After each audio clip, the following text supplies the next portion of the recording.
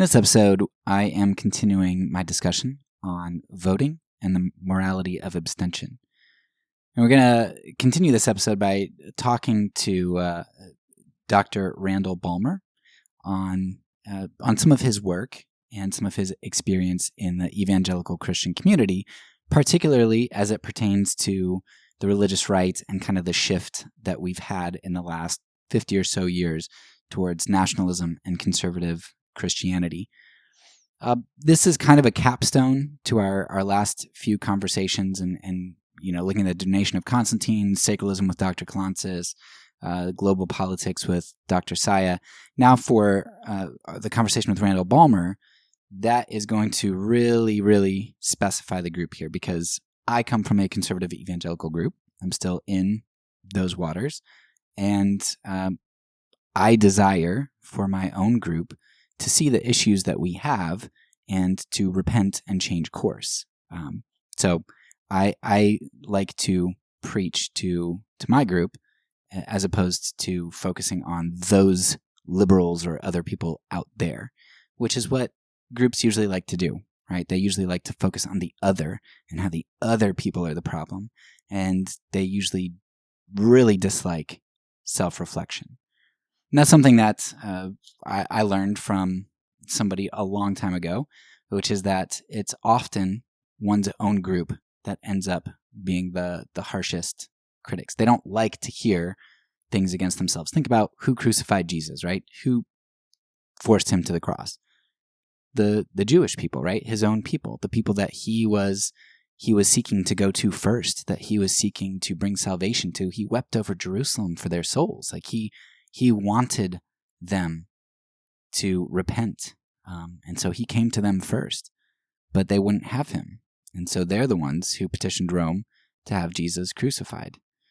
Groups do not like people in their own ranks kind of bringing their own sins to light.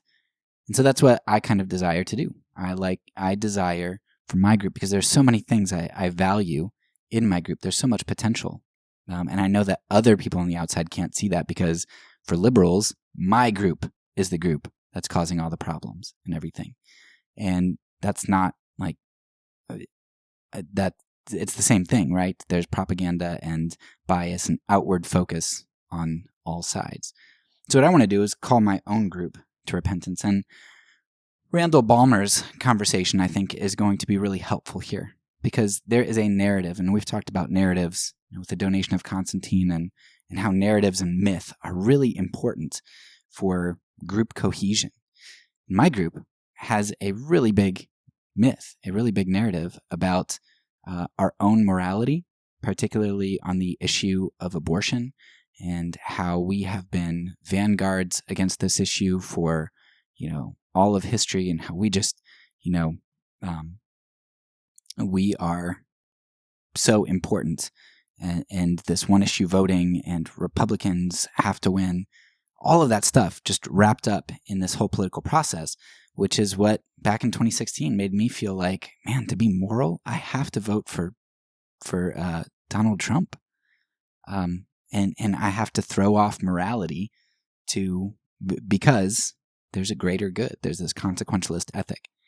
So Randall Balmer, Dr. Balmer, is going to help us in this conversation to put some pieces of history together and to assess a few things. Number one, what about conservative Christianity's stance on abortion, on social justice in the world? What is our history on that? And number two, what is our history on racism? And we get much less into that. That's like the last question. I've got tons of stuff on it throughout other seasons, but in this particular episode, he gets to that a little bit at the end, and I think that's worthwhile to address as well. So in this episode, I am hoping that you are able, especially if you're a conservative Christian, to kind of take a look at ourselves, to question, is one issue voting? First of all, for moral reasons, talking about consequentialism, is one issue voting really worth it? But then second, does this one issue voting, does that really fit the narrative of what my group has been telling me about our rationale for voting Republican for the last 50 years? So Without further ado, here is the interview with Dr. Randall Balmer.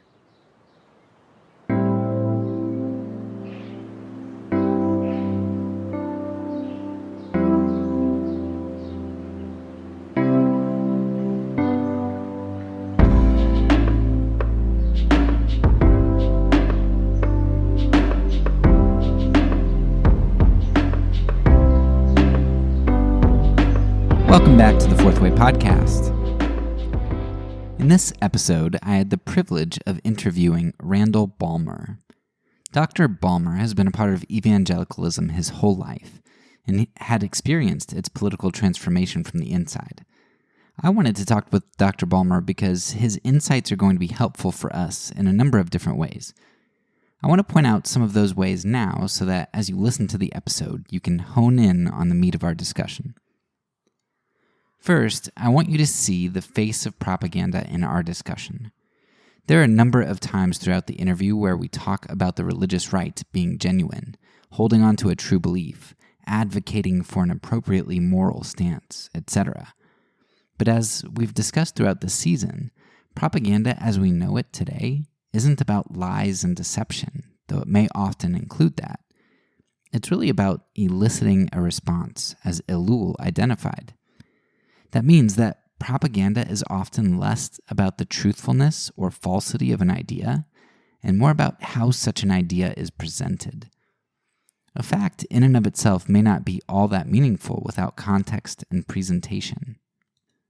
Some of my favorite commercials, which I'll make sure to link in the show notes, highlights this. These don't judge too quickly commercials take viewers through a scene where we get the whole context, but an actor within the scene only gets a snapshot, and hilarity ensues. Because while the actor and the viewer are seeing the same snapshot, only the viewer has the given context through which to interpret the snapshot. So, as you listen to this episode, after first watching those funny commercials, put to the side this notion that we're arguing about whether abortion is moral or not. We're not discussing that at all, really. And if you want to hear why I think abortion is a travesty, you can go ahead and listen to my season on abortion. But what we're really discussing here is not the moral truth surrounding abortion, but how the information is wielded and towards what end it has been wielded. Second, I want you to see the creative power of propaganda. Part of what we discuss in this episode is the transformation of evangelicalism. It's disheartening to know where we've come from in regard to social justice and where we are now. But that's due in part to the way that propaganda polarizes communities, isolates them, and transforms them. So listen out to how propaganda does that throughout this episode. Finally, as this episode is placed in the middle of our discussion on how propaganda works within the racism discussion, I want you to listen out for how propaganda has insulated the evangelical community from repentance in regard to racism, and allowed us to foster racist ideas and policies by lumping all race issues under the umbrella of woke or liberal. This dismissive power of propaganda has perhaps been one of the strongest weapons in the arsenal of racists who are aware that they're racists, as well as those of us who don't see the racist that propaganda has created us to be. I hope this gives you a good guide on some of the major discussion points to look out for. So, here it is, the interview with Randall Balmer. Thank you so much I'm sure your schedule's really busy, so I appreciate you taking time to talk to somebody that you've never even met before. I appreciate that. That's fine. I'm happy to do it. Yeah, so just a little bit of background about why I contacted you. 2016 was a really big time for me. I grew up in a Christian school, went to Christian college, taught in a Christian school for a while, and taught all this integrity stuff. And then 2016 comes around, and my mind was just absolutely blown. What happened to integrity? Yeah. So I mean that just sent me on a good path. So in some ways, I'm sort of glad that happened. from my walk with Christ. But at the same time, it was very disconcerting to me. And so that sent me down a path, searching through a lot of things.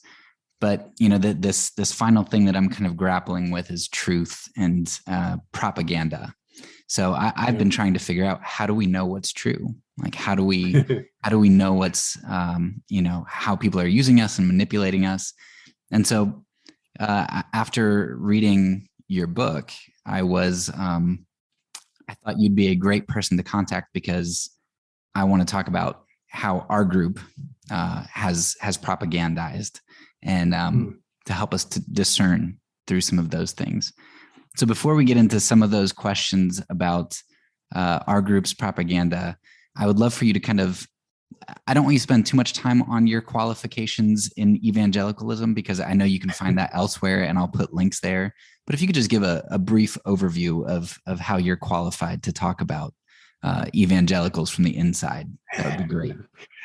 Sure. I grew up in what I call the evangelical subculture. I didn't call it that at the time, but looking back on it, this vast interlocking network of institutions and mores and folkways that constitute evangelicalism in America. So I was born in Chicago while my father was a student at Trinity Seminary, now known as Trinity Evangelical Divinity School.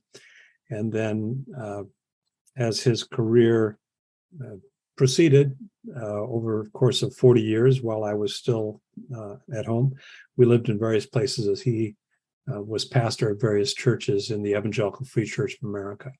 So I gave my heart to Jesus for the first time very early, very young, first of many times, and attended vacation Bible school, Bible camp, Sunday school, church many times, several times a week, and then really kind of finished off my formation by becoming an undergraduate at Trinity College in Deerfield, Illinois, and then a seminary student where I actually worked as well at Trinity Evangelical Divinity School. Then I headed off to graduate school for a doctorate and onto a teaching career. But I often say that I'll put my evangelical credentials up against anybody, including Franklin Graham, although I concede his father might have been a bit more famous than mine. All right, perfect. And I will make sure to put some links to some of your lengthier discussions on your background. But we could talk about a lot of ways that our community has propagandized us and others, but I don't think that there's a much more formative issue than the abortion issue and the way that that's been wielded. And that's something that you spend a lot of time talking about in your books. So first of all, I want to kind of zoom in on the timing of abortion becoming a significant issue for evangelicals. And I think the first time that I was exposed to that idea was reading Cruz and Fitzgerald on their works on evangelicals. And they quoted Jerry Falwell in his sermon Ministers and Marches, and I finally tracked down a copy of that and read it for myself. And I couldn't believe what he was saying. Like he was saying, Christians don't involve themselves in politics. And a decade later, he's at the head of a political charge. And so I think that kind of transformation leaves a lot of people thinking, well, yeah, he transformed right after Roe versus Wade. The timing fits the abortion narrative. Could you talk a little bit about the timing of Falwell's political conversion and the religious right? Sure, I'm happy to do that. And I will point out something that I think nobody else has observed or noticed, but so I'll take some credit for it unless somebody calls me off of this claim. But I think that I'm the first historian to notice that famous sermon you mentioned of Ministers and Marches, Jerry Falwell preached on a Sunday evening at Thomas Road Baptist Church on March 21st, 1965. And that was the day of the march from Selma to Montgomery, Alabama. So he was clearly directing his fire against Martin Luther King and other civil rights leaders for being involved in politics. And as you say, then a decade later, he utterly flips away from that. Falwell himself claims that what got him mobilized politically was the Roe v. Wade decision of January 22nd, 1973. However, he also concedes that he did not preach his first anti-abortion sermon until February 26, 1978. That's more than 5 years after the Roe v. Wade decision. So that should, cause people to scratch their heads a little bit and wondering if that's a real honest narrative on his part. And I'm not making any accusations because I don't know a person's heart, and so I can't really say that. But I'm a historian, and I do know I can recognize facts when I see it. And in the case of the abortion issue, what I've come to call the abortion myth, I will point out that in 1968, this is before the Roe v. Wade decision, of course, 1968, Christianity Today, the flagship magazine of evangelicalism, together with another evangelical group called the Christian Medical Society, convened a conference to discuss the morality of abortion. And 23 heavyweight theologians from the evangelical world gathered for several days, hashed out the issue. At the conclusion of that gathering, they issued a statement saying, we can't agree that abortion is a moral issue, but we think it should be available. 2 successive editors of Christianity Today magazine concurred with that sentiment. In 1971, meeting in St. Louis, Missouri, the messengers, or the delegates, they call them messengers, but delegates to the Southern Baptist Convention, meeting in St. Louis, Missouri, if I didn't say that already, passed a resolution calling for the legalization of abortion. Now, the Southern Baptist Convention is not generally known as a redoubt of liberalism, but they reaffirmed that resolution in 1974, the year after Roe v. Wade, and again in 1976. When the Roe decision was handed down, evangelicals, by and large, were silent on the matter. The evangelical voices who did weigh in actually praised the Roe v. Wade decision, including W.A. Criswell, pastor of First Baptist Church in Dallas, Texas, and a former president of the Southern Baptist Convention. So that is just, there's more evidence, but that's what I call the abortion myth. And the abortion myth is the fiction that evangelicals rallied or galvanized as a political entity in the 1970s in direct response to Roe v. Wade. And I'll add a personal anecdote to that as well. I spent the 1970s really cocooned in what I call the evangelical subculture. That is to say, I was a freshman in college at Trinity College, Deerfield, Illinois, in 1972. That's just before the Roe v. Wade decision. And then I graduated in 1976. And then after the remaining years of the 1970s, I was actually an employee of Trinity Divinity School, as well as a master's student there. And, again, abortion simply wasn't part of the conversation. This was just not an issue that evangelicals cared about. They considered it a Catholic issue throughout the 1970s. Yeah, I before we kind of get into that more evidence, because you've got something that was priceless for me that I wasn't able to get somewhere else. But before we get to that, I do want to when I looked at ministers and marches. So the copy that I got was, I think it was a digital from Liberty's library. So I was kind of skeptical. I don't know if that was altered at all. But it looked like it was legit, but it had the date. And yeah, the Selma thing is interesting. And I believe it was also like 4 weeks to the day after Malcolm X was assassinated. So you've got all of these historical events that are going on at that time. And if you look in his sermon, he even mentions Alabama. Like he specifically mentions it, which is, where the march was going on. So yeah, I think that's too coincidental for sure. So the thing that you gave me that I think would be, if we were in a court of law, I think would be extremely important because, like you said, we can't know people's hearts, and we hearsay and all of these other things don't make for great cases. But in your book, you talk a bit about this experience you had. I think it was in 1990 or right around there, where you actually were able to talk face to face with some of the big individuals responsible for the Republican Party and the moral majority. So I would love for you to talk about that conversation, who you talked with, why that was important, what you said, and how that kind of because that's straight from the horse's mouth, and that to me is powerful. Yeah, I didn't say much. I listened a lot. I didn't say very much at that occasion. Yeah, what happened was that in November of 1990, I was invited. I was at that time an assistant professor at Columbia University, where I ended up teaching for 27 years. But I was invited to a gathering in Washington, D.C. in November 1990.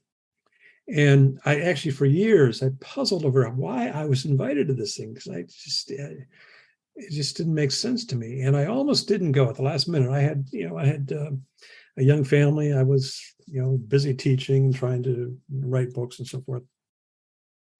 And I decided at the last minute, yes, I'm going to go. I went to this thing. So I found myself in Washington, D.C. in a hotel conference room with Richard Land of the Southern Baptist Convention, religious right guy, Paul Weyrich, the architect of the religious right, trying to remember his first name, I can't remember at this moment, Ed Dobson, who was at that time, he had just left, but he had been Jerry Falwell's lieutenant at Moral Majority. Donald Wildman, head of the American Family Association, the guy who was responsible for a lot of boycotts of television at that time. Carl F.H. Henry, the founding editor of Christianity Today magazine. Richard Viguerie, the conservative direct mail guru. Ralph Reed, the director of the Christian Coalition, Pat Robertson's organization. So I find myself in this conference room thinking, I don't think I belong here. And it turned out, I don't think I realized it before I went, but it turned out that the whole conference was meant to mark the 10-year anniversary of Ronald Reagan's election to the presidency in November 1980, 10 years earlier. And so I thought, well, I didn't celebrate 10 years earlier. I'm not sure I want to celebrate now, but I'm here. I might as well make the best of this. And so I'm there and sitting in these sessions. And in the first session, in the commentary, Paul Weyrich made this impassioned speech. He said, let's remember that this movement, meaning the religious right, did not get organized in response to abortion or to the Roe v. Wade decision. Not at all, he said. Let's be clear about this. We got going as a political movement to defend tax exemption in evangelical institutions, including Bob Jones University, which of course was segregated. And again, he was emphatic about this. And so at the end of that session, in a break between the sessions, I went up to him and I said, I want to make sure I understood you correctly. Abortion had nothing to do with the genesis of this movement. He says, absolutely not. He said, I've been trying since the Goldwater campaign in 1964 to get these people, meaning evangelicals, interested in politics. He said, I tried everything. I tried the school prayer issue. I tried the pornography issue. I tried the abortion issue. I tried the women's rights issue. Nothing got their attention until the Internal Revenue Service started coming after places like Bob Jones University. That's what got the attention of people like Jerry Falwell, who, of course, has started his own segregation academy in Lynchburg in 1967. So anyway, that exchange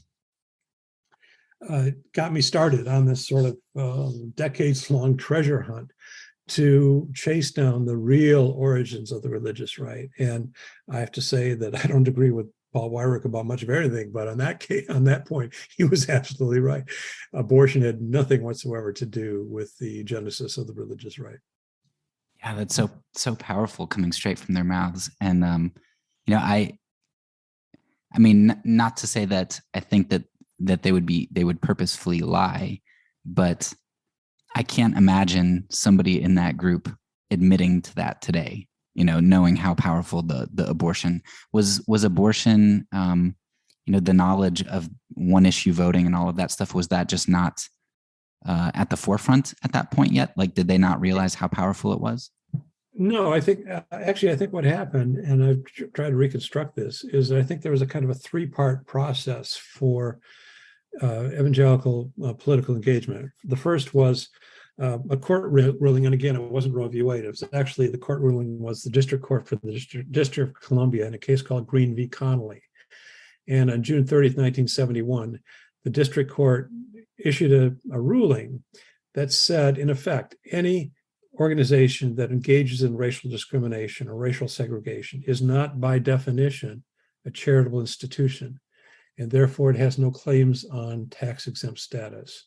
So that was the catalyst, because that prompted the Internal Revenue Service to start making inquiries about places like Bob Jones University, but also various whites-only church-sponsored segregation academies that had been formed to elude or evade desegregation in the public schools.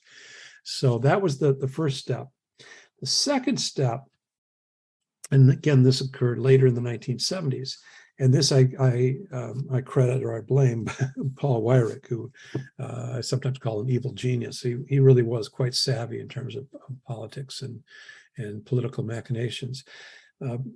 The second move was to say, oh, this is not a defense of racial segregation. This is not racism. This is a defense of religious freedom,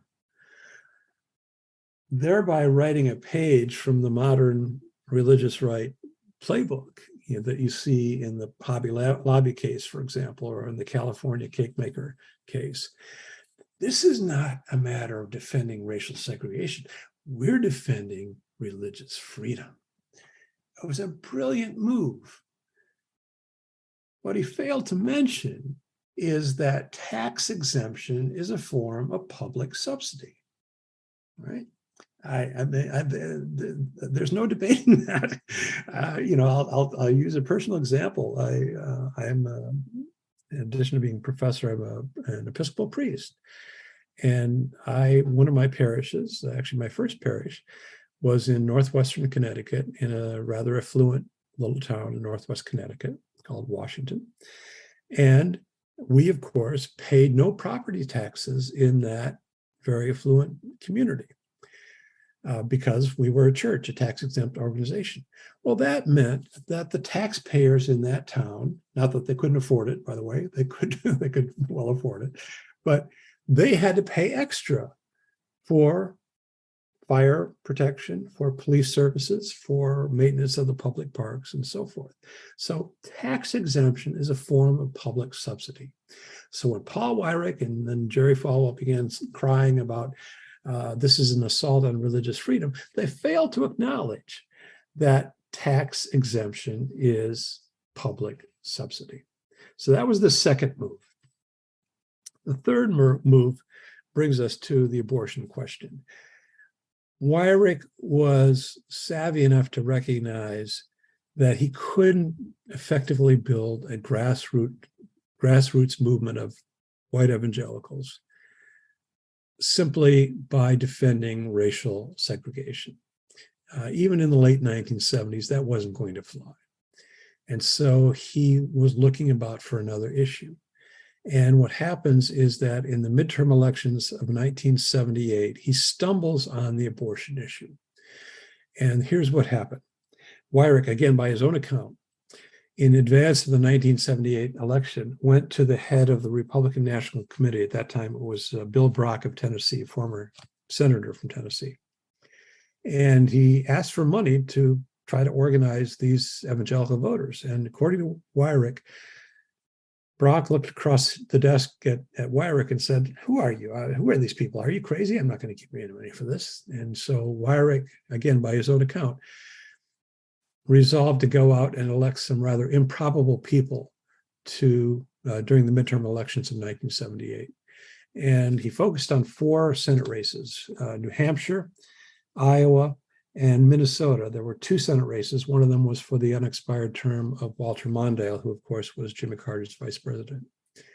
And in all 4 of those races, the final weekend of that campaign, pro-lifers, Roman Catholics, because at that time, abortion was a Catholic issue, almost exclusively. Pro-lifers leafleted church parking lots. And an election with a very low turnout 2 days later, all four of the favored Democratic candidates lost to anti-abortion Republicans. I remember very clearly reading through Paul Weyrach's archives, which are actually out at the University of Wyoming in Laramie, and looking at his correspondence surrounding that midterm election of 1978. And I've said this often, it's almost like the papers began to sizzle because he realized he finally had found an issue that was going to galvanize grassroots evangelicals. Opposition to abortion was going to work for him as a political issue. Even so, and we're talking then about the midterm election of 1978, so November of 1978. Frank Schaeffer has told me, in again, very emphatically, that when he and his father and C. Everett Koop began touring the country in the first 3 months of 1979 with their film series, Whatever Happened to the Human Race, this anti-abortion film series, he said that the crowds were very, very meager. And the response on the part of evangelicals in early 1979 on the abortion issue was quite tepid. Another bit of evidence, on August 22nd, 1980, Ronald Reagan, the Republican nominee, addressed a group of anywhere from 10 to 20,000 evangelicals. The numbers, the estimates of the crowd vary, in Dallas, Texas at Reunion Arena. This is the event where he famously said to this group, "I know this group can't endorse me, but I want you to know that I endorse you and what you're doing." Brought down the House and arguably sealed the evangelical vote for the 1980 presidential election. I read through his speech on that occasion out at the Reagan Library in Simi Valley, California. And on that occasion, he talked about creationism.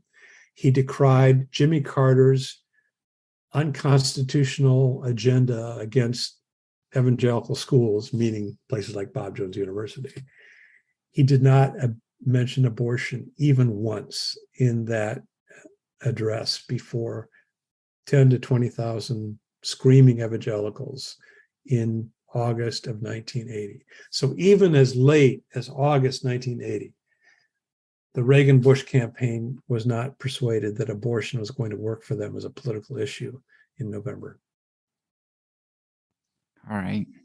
Yeah, I particularly liked how you pulled out some of the language, this focus on religious liberty.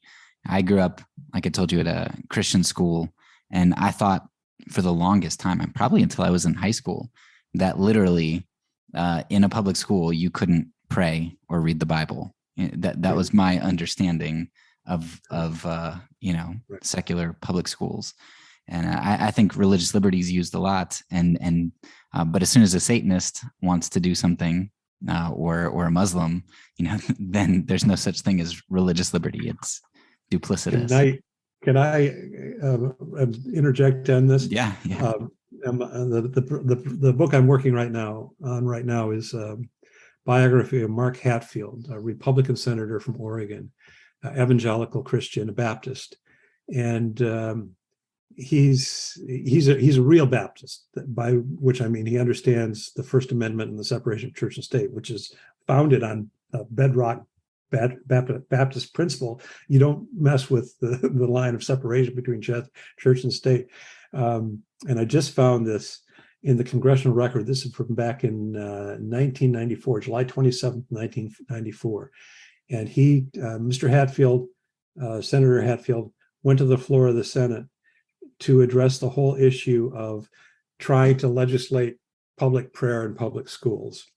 And he said, I'm going to read just a snippet here. "We are dealing with, of course, a very personal issue in matter of prayer.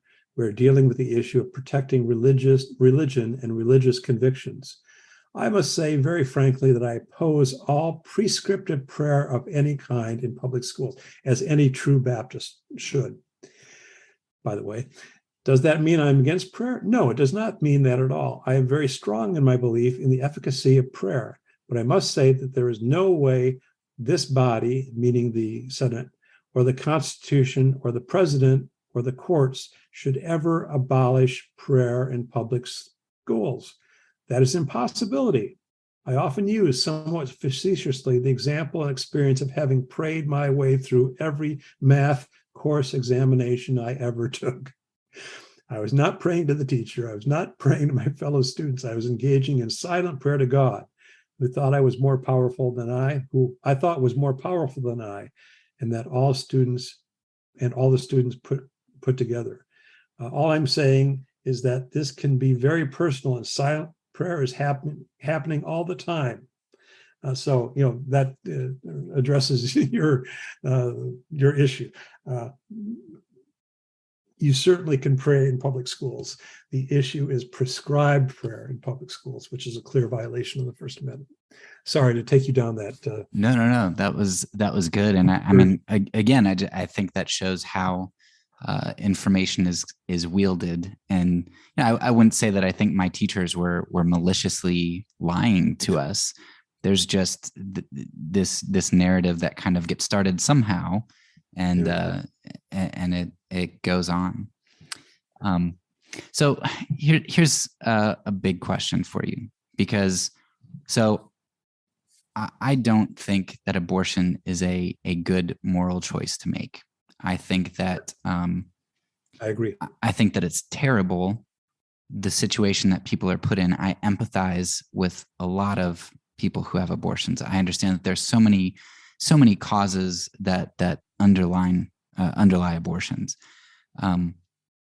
So what would you say to somebody who says, okay, even if I take your narrative about all this evidence that you give us about how abortion wasn't brought up because people really cared about that, it was kind of used, people were kind of manipulated. Nevertheless, it's true that abortion is killing a valuable human being made in the image of God. And we've arrived at that truth. So at this point, like, we're still one issue voters despite our history. What would you say to somebody like that? Why does it matter how we got here? Well, first, I think I think racism matters. And so, and I'm happy to address that a little bit later in my in our conversation. But first of all, I agree that abortion is a moral abomination, except for the obvious exceptions, rape, incest, the life and well-being of the mother, and that sort of thing. But I think that's precisely the point, what I would argue. Now, I'm sort of setting aside my historian's hat for the moment and talking about as my understanding of the issue and how it should be addressed as a believer, as a Christian. And I think you put your language was precisely right. I regard abortion as a moral issue, not a legal issue. What I find striking about the abortion debate, or what passes for the abortion debate these days, which I think is a pretty anemic debate, frankly, but that's another matter. But what I find striking is that the only thing that both sides of the abortion debate agree on is that making abortion illegal is not going to make it materially less frequent. So what does that tell us? It tells us that if you're truly interested in limiting the incidence of abortion, the law, the courts, is not going to be the way to do it. Women are still going to have abortions. I mean, let's not kid ourselves about this. If you truly want to limit the incidence of abortion, we have to change the moral conversation. That is, to change the moral debate. And I'm willing to go to great lengths to do that, including public service billboards discouraging people from having abortion. But let's make clear that we also need to be clear that we also have to couple that with the availability of contraceptions, sex education, in measures like that, if we're truly sincere about limiting the incidence of abortion, I think we have several things we have to do. And again, I think it is a moral issue. It's not a legal issue. I mean, just to put it in kind of simple terms, when does the state issue a birth certificate? Right? At birth, not at conception. This is just, and even within Christian theology, the traditional point of no return in terms of the fetus is the moment of quickening, which is several weeks at least into a pregnancy before the quickening is when you feel or can discern the fetus moving on his or her own. I think it's a moral issue. It's not a legal issue.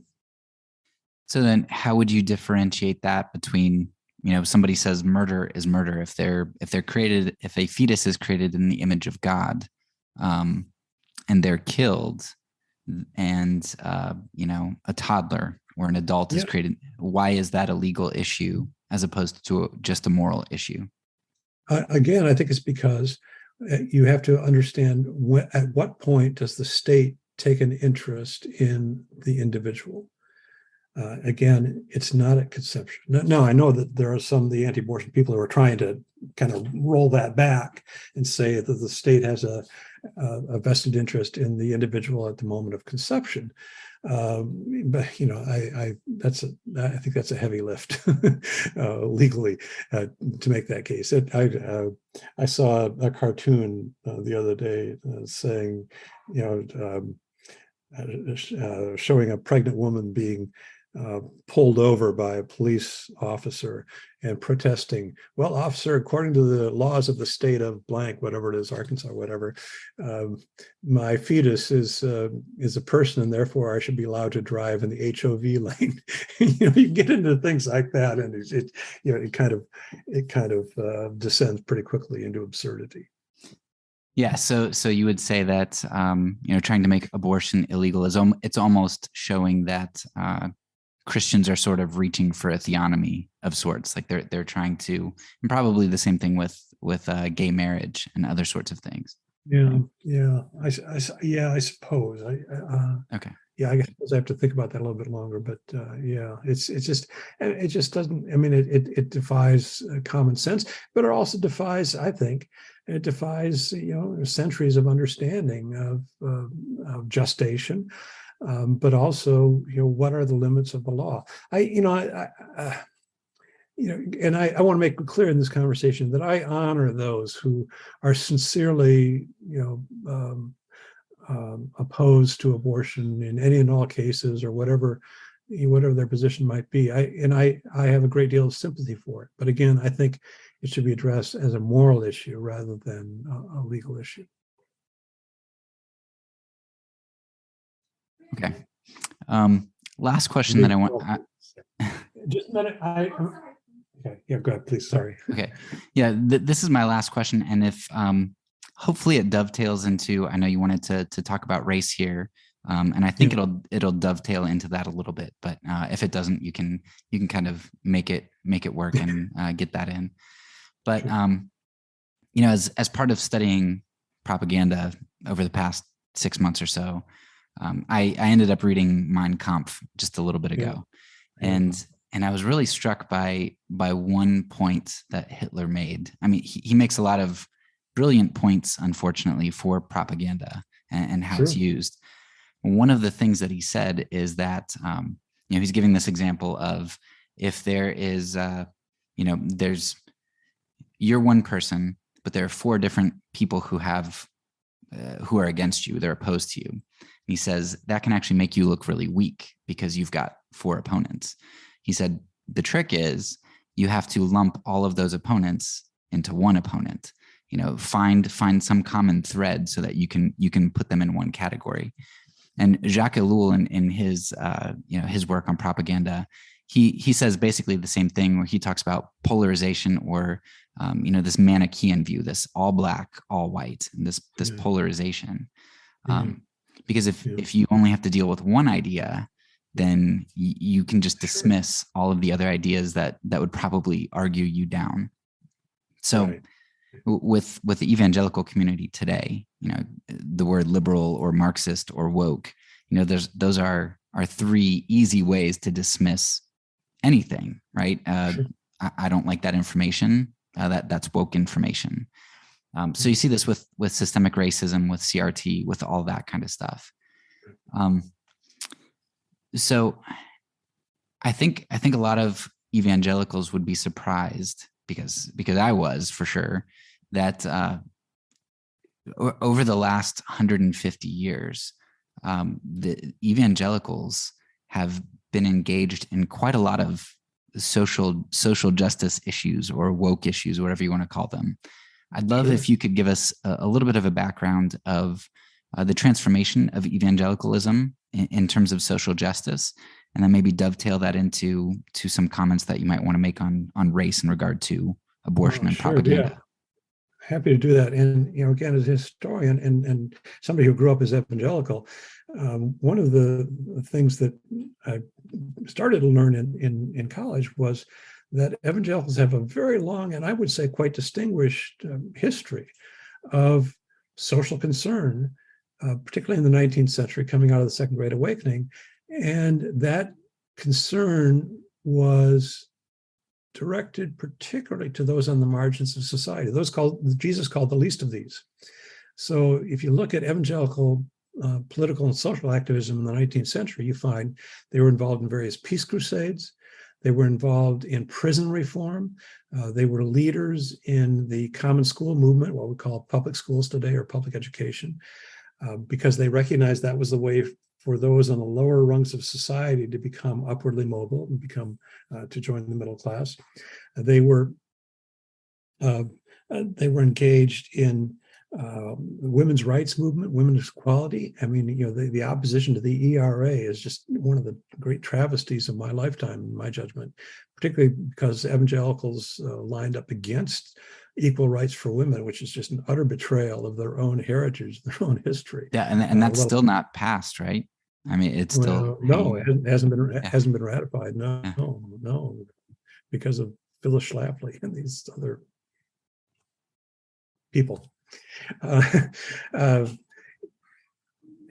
So, and the other thing that I learned more recently about evangelical activism in the 19th century is that people like Charles Grandison Finney, who by any measure is the most influential evangelical of the 19th century, were adamantly opposed to free market capitalism, because capitalism elevates avarice over altruism and therefore is not Christian. Charles Finney said that a Christian businessman was an oxymoron. I mean, he didn't use that language, but that's what he was arguing, right? So I look at that history as somebody who grew up as an evangelical and still wants to claim that mantle. And I look back and I say, wow, this is really quite a remarkable history. What happened? Well, again, we probably don't have time. I know we don't have time to get into all the steps along the way, but that general focus really persisted until at least the early decades of the 20th century. Then what happens is evangelicals kind of go underground. This is when they start building their subculture as a place of refuge, as a separate entity from the larger culture. But they begin to go back into the larger world in the 1970s. And again, if you're looking for a milepost on this, you could do a whole lot worse than looking at the 1973 Chicago Declaration of Evangelical Social Concern, which is a remarkable document that seeks to resurrect a lot of the social emphases of 19th century evangelicals. I urge you and anybody else to look at that document, the 1973 version of the Chicago Declaration of Evangelical Social Concern, which really is quite a remarkable document. Then we go through the 1970s. Jimmy Carter, of course, an evangelical Christian, Southern Baptist Sunday school teacher, runs for president in 1976. He captures roughly half of the evangelical vote. And I think many evangelicals were voting for Carter, many of them at least, just out of the novelty of being able to vote for one of their own for president. And then you have the rise of the religious right, which occurs late in the 1970s, in advance of the 1980 presidential election. And that's when you get back into this whole narrative about racism and the rise of the religious right. And I think the larger importance of racism here, and it didn't become clear to me until I was writing Bad Faith, the book that came out just last August. And I was trying to make sense of how evangelicals got from their origins in the 1970s to 81% of white evangelicals, still a staggering number to me, supporting Donald Trump for president in 2016. Now, this is the man who's really can't be associated with family values very readily. I mean, I think that's probably the understatement of the century so far. And yet 81% of white evangelicals vote for Donald Trump. And I began to kind of retrace my steps historically, going back to the origins of the religious right in the defense of segregation. And it became clear to me that the key intermediate figure in that is Ronald Reagan himself, the man that many evangelicals look to as a political messiah, and or a demigod for that matter. And looking at Reagan's career, Reagan started politics in California in opposition to the Rumford Fair Housing Act, which sought to guarantee equal access to housing. He was an outspoken opponent of both the Civil Rights Act of 1964 and the Voting Rights Act of 1965. Throughout his political campaigns, he frequently invoked the racially charged phrase law and order. And anybody who lived through that era can hardly forget his vile caricature of so-called welfare queens, women of color who supposedly were living off the public dole in lives of luxury. He was never able to produce any of these welfare queens, but he was sure they existed. You add to that the fact that as president, he persisted in his support of the apartheid South African government, and he decimated the Civil Rights Commission as president. And for me, the most damning event occurred on August 3rd, 1980, when Ronald Reagan opened his general election campaign for the presidency after winning the Republican nomination. August 3rd, 1980, in, of all places, the Neshoba County Fair in Philadelphia, Mississippi, the place where 16 summers earlier, members of the Ku Klux Klan, in collusion with the local sheriff's department, abducted, tortured, and murdered 3 civil rights workers during Freedom Summer. Reagan was the master of symbolism, but in case anybody missed his intent on that occasion, he invoked the decades-old segregationist battle cry, "I believe in states' rights."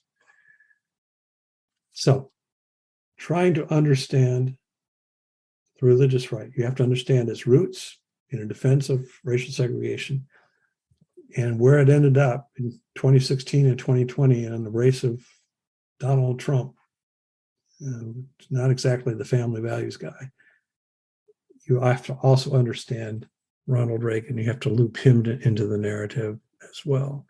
So, I repeat that I honor people who are dedicated to the anti-abortion cause. I have a great deal of sympathy for them. But I also think it's important to acknowledge racism.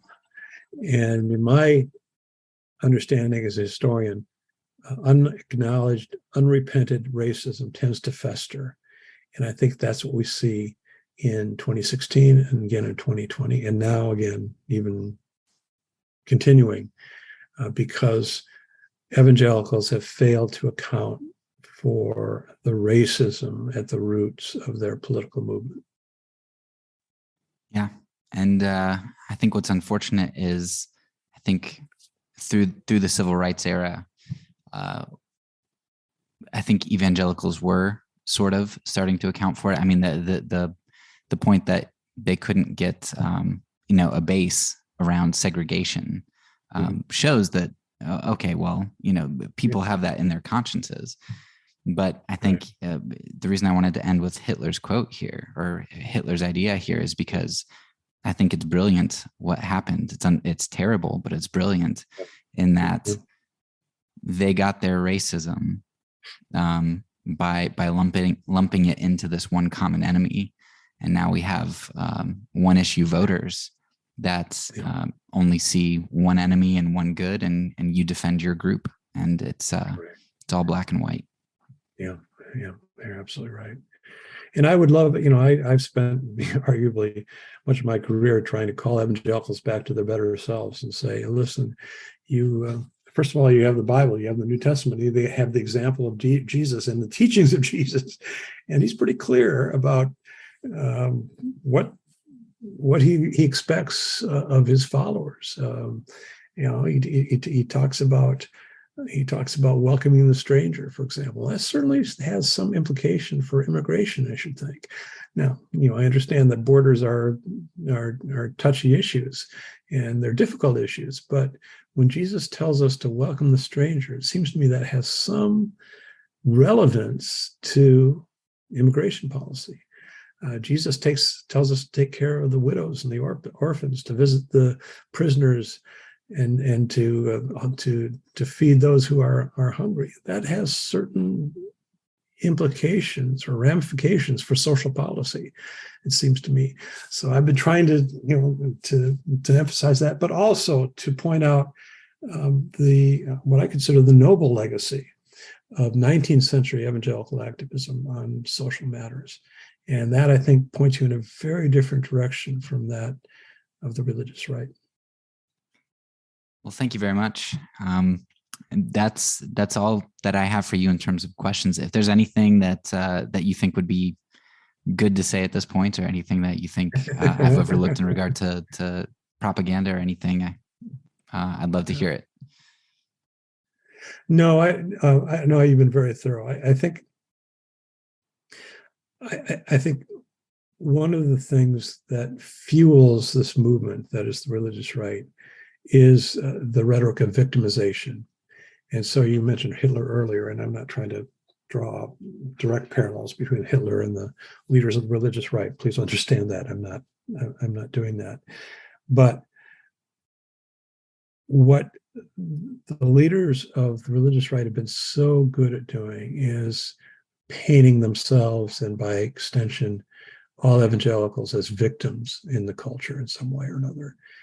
And I think there arguably some basis for that, but I think it's grossly exaggerated if there is.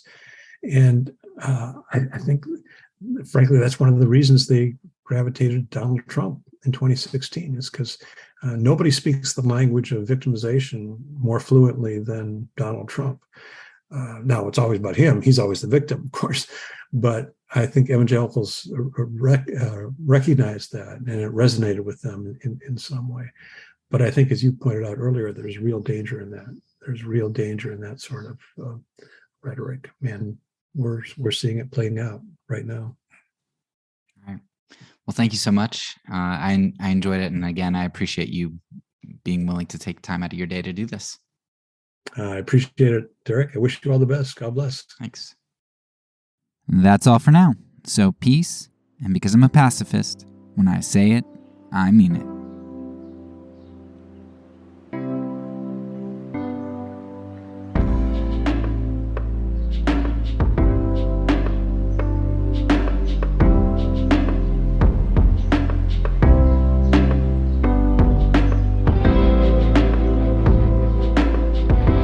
This podcast is a part of the Kingdom Outpost Network.